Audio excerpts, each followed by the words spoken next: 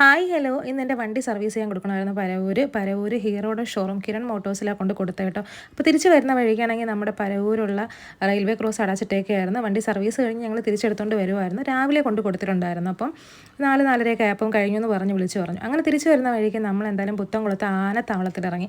എനിക്ക് തോന്നുന്നു ഇപ്പോൾ 2 മാസത്തിലുള്ള 4-ാമത്തെ വട്ടമാണ് ഈ പിള്ളേർ ഇവിടെ വരാൻ വേണ്ടി വാശി പിടിക്കുന്നത്. ഇതുവഴി പോയാൽ ഉടൻ ഇവിടെ ഇറങ്ങണമെന്ന് പറയും കേട്ടോ. എന്ത് കണ്ടിട്ടാണോ ഇവിടെ വരുന്നത് ഒരു വട്ടമൊക്കെ നമുക്ക് ആസ്വദിക്കാൻ വലിയവർക്ക് ഉള്ള സംഭവങ്ങളൊക്കെ ഇതിനകത്തുണ്ട്. പിന്നെ ആകുമ്പോഴത്തേക്കും ഞാൻ അങ്ങ് മടുത്തു കേട്ടോ. പക്ഷേ ഈ പിള്ളേർ ഇവിടെ വന്നാൽ എത്ര ആയാലും മടുക്കത്തില്ല. പിന്നെ ഒരു കാര്യം, കുട്ടികളെ അട്രാക്ട് ചെയ്യുന്ന രീതിയിലാണ് ഇവിടെ എല്ലാം ചെയ്ത് വെച്ചേക്കുന്നത് കേട്ടോ. ഇവിടെ ആനയൊക്കെ ഉള്ളതുകൊണ്ട് ബാലു എന്തായാലും ഇവിടെ വരണമെന്നിങ്ങനെ വാശി പിടിക്കുന്നതിൻ്റെ പ്രധാന കാരണം. അങ്ങനെ ഞങ്ങളും അവരുടെ കൂടെ കുറച്ച് നേരം ടൈം സ്പെൻഡ് ചെയ്തു കേട്ടോ. നല്ല ഗ്രീനറിയാണ് ഇവിടെ, ഒരുപാട് ഫോട്ടോസൊക്കെ എടുക്കാനൊക്കെ പറ്റിയ നല്ല സ്പോട്ടുകളുണ്ട്. പിന്നെ ഇവിടെ ബേർഡ്സ് പാർക്കൊക്കെ ഉണ്ട്, കുട്ടികൾക്ക് കളിക്കാനായിട്ടുള്ള ഒരുപാട് സ്ലൈഡ്സും അതുപോലുള്ള കുറേ സ്ഥലങ്ങളൊക്കെ ഉണ്ട്. അപ്പം പിള്ളേർ ഒരുപാട് അട്രാക്റ്റഡ് ആവുന്ന കാരണം അതായിരിക്കും. ഈ ബേർഡ്സ് പാർക്കിൽ ചാമ്പയ്ക്ക മരമുണ്ട്. അപ്പോൾ ജാനു എപ്പോൾ വന്നാലും ഓടി ആ ചാമ്പയ്ക്ക മരത്തിൻ്റെ അടുത്തോട്ട് പോകും, വല്ലതും വീണ് കിടപ്പുണ്ടോന്ന്.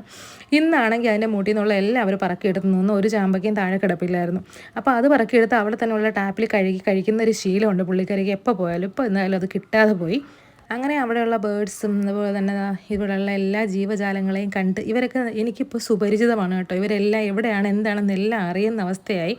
പക്ഷേ എല്ലാം നല്ലതായിട്ട് അറേഞ്ച് ചെയ്തേക്കുന്നത്. പിന്നെ അക്വേറിയം ഉണ്ട്, ഇതിലൊരുപാട് ഫിഷസൊക്കെ ഉണ്ട് കേട്ടോ.